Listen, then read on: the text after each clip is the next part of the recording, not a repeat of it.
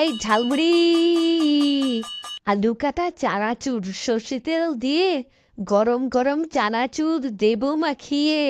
ঝালমুড়ি, এই ঝালমুড়ি, মাত্র 1 টাকায় ঝালমুড়ি। ফুলবাড়ি গ্রামে যখন রাতের অন্ধকার নেমে আসতো, ঠিক তখনই এক ভুতুড়ে ঝালমুড়িওয়ালার ঘন্টার আওয়াজ ভেসে আসতো। ছোট ছোট বাচ্চারা যেই ডাইনি ঝালমুড়ি খেত, অমনি তারা ওই ডাইনির বশে চলে আসতো। তাদের তখন কোনো জ্ঞান থাকতো না যে সে কোথায় যাচ্ছে।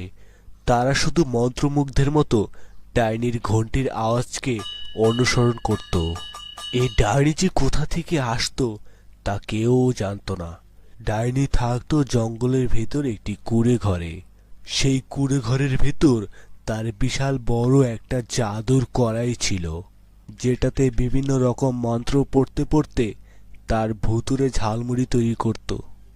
ডাইনি প্রতি রাতেই ওই গ্রামে ঝালমুড়ি বিক্রি করতে যেত, আর বাচ্চারা যেই না ঝালমুড়ি খেত অমনি ডাইনির বশে চলে আসতো, আর ডাইনির পেছন পেছন জঙ্গলের ভেতর সেই কুঁড়ে ঘরে চলে আসতো। আর একবার ঘরে ঢুকলেই ডাইনির সঙ্গে সঙ্গে বড় বড় দুটি খাঁচায় বাচ্চাদের আটকে ফেলতো।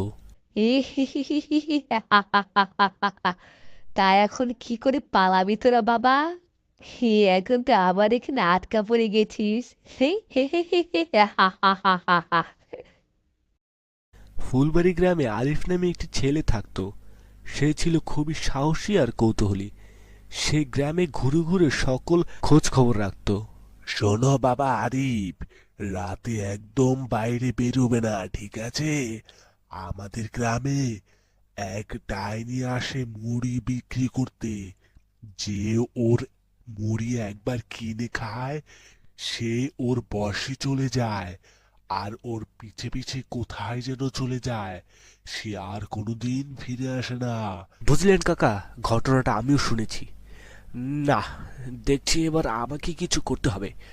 আপনি কোনো চিন্তা করেন না কাকা, এবার হয়তো আমার হাতেই এই ঘটনা শেষ হবে। আমি দেখছি কি করা যায়, ঠিক আছে? হ্যাঁ হ্যাঁ, দেখো তুমি কি করতে পারো, কারণ তুমি তো এমনিতেই অনেক সাহসী একটা ছেলে। আমার আমার আশীর্বাদ রইল তোমার উপর। সেই রাতে আরিফ রাস্তার ধারে ওই ডাইনির জন্য অপেক্ষা করছিল, কারণ আরিফ জানতো এই রাস্তা দিয়েই ডাইনি যাবে। ঘটনা ঠিক তাই ঘটল। কিছুক্ষণের মধ্যেই